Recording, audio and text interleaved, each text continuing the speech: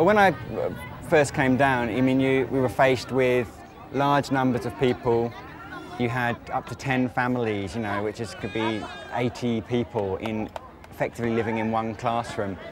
There was very poor water and sanitation conditions, and so we started off with emergency water and sanitation provision, and we did constructions of pit latrines.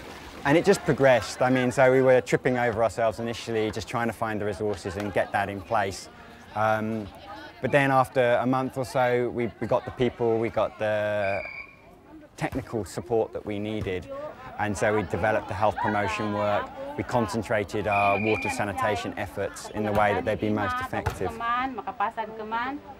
This conflict, in comparison to East Timor, in terms of the international media and attention, has been non-existent. Yet it's a significant conflict. There was up to 500,000 people displaced at its height, and you still have in the region of 200,000 people displaced within central Mindanao, and that's significant numbers of people who are both being affected in terms of the short-term impact of the conflict on their lives and the risks that they're exposed to, but also in terms of the longer-term impact of this constant displacement and living within the context of war.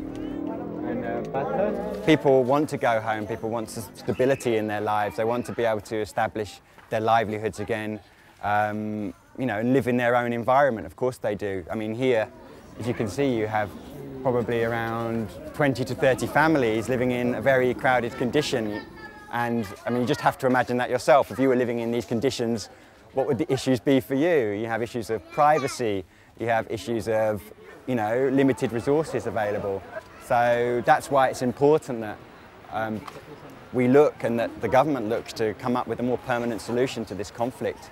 Because until there is a peace process, you will see continued evacuations in this area, and you will see people who won't be able to return to their homes and will have to remain in conditions like this.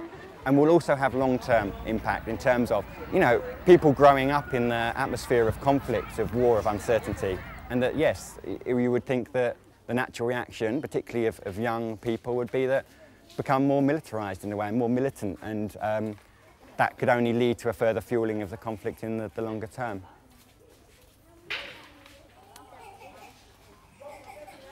Hi kids.